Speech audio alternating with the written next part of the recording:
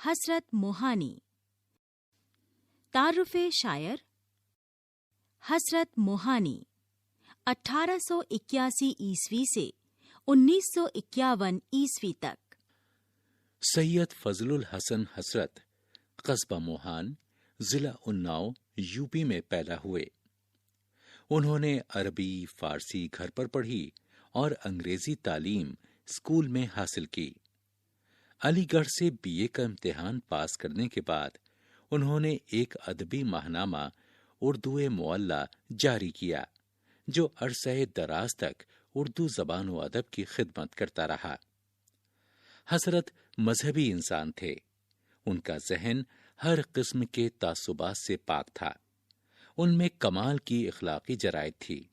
جو بات دل میں ہوتی وہی زبان پر لاتے.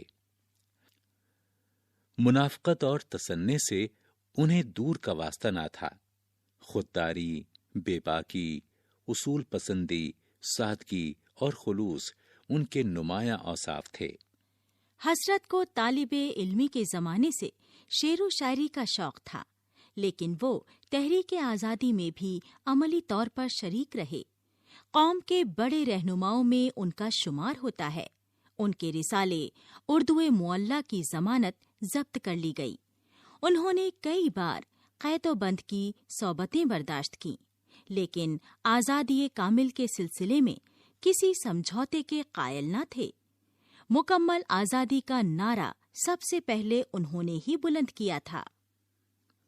اردو غزل کو اثر نو مقبول بنانے میں حضرت موہانی کا بڑا ہاتھ ہے.